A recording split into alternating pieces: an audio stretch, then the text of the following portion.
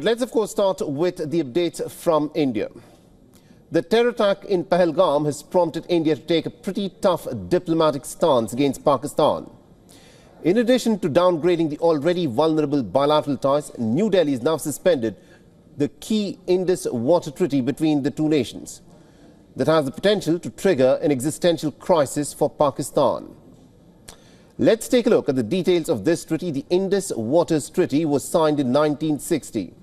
Now, following 9 years of negotiations between the two countries.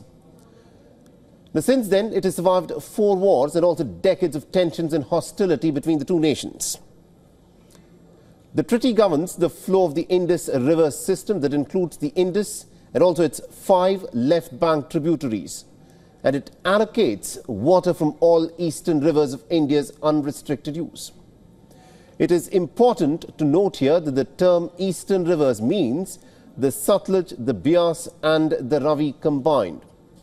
Now, Pakistan shall receive the waters from the western rivers. The term western rivers means the Indus, the Jhelum and the Chenab rivers. The treaty also gives India the right to generate hydroelectricity through projects that are generated on the western rivers.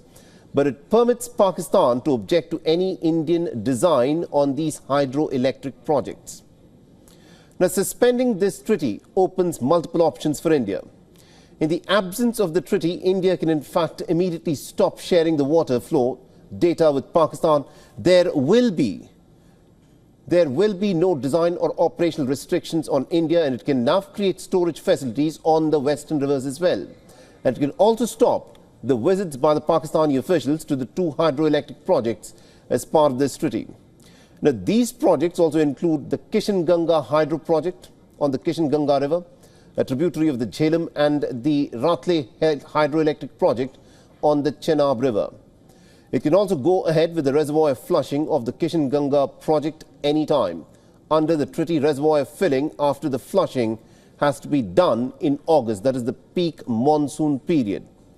But with the pact now in abeyance, it can do so any time, at a time when it is summer.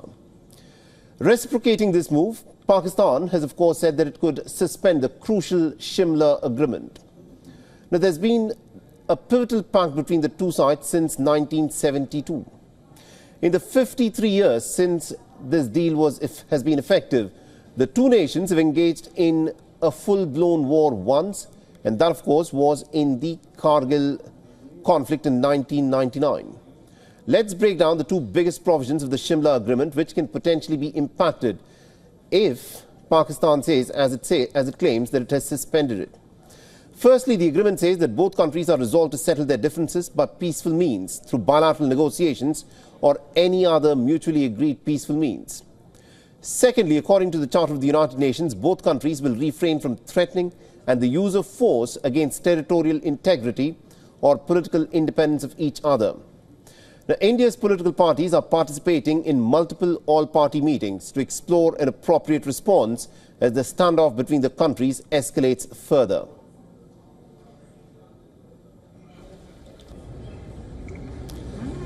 All right, give us more updates in terms of what is happening at this moment between India and Pakistan in terms of this back and forth that is currently ongoing. My colleague Siddhant Sibal is, of course, joining us with more updates.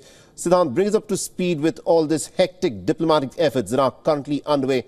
India, of course, has put the Indus Waters River Treaty in abeyance, and Pakistan has responded by saying that they want to suspend the Simla Agreement of 1972. What is Pakistan up to?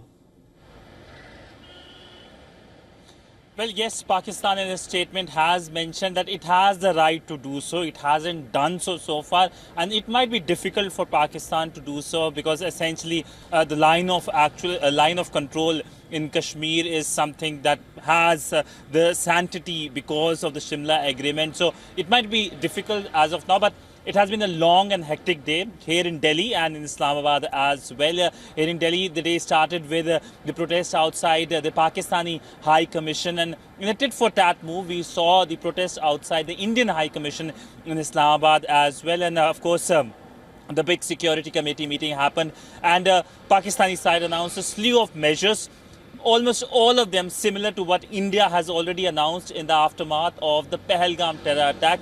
The only addition, a practical addition, was the closure of airspace for Indian aircrafts or India-owned aircrafts, and that means that longer duration for flights, Indian Indian carriers from India to rest of the world. That is the only new addition. But it looks like both sides have announced their diplomatic measures.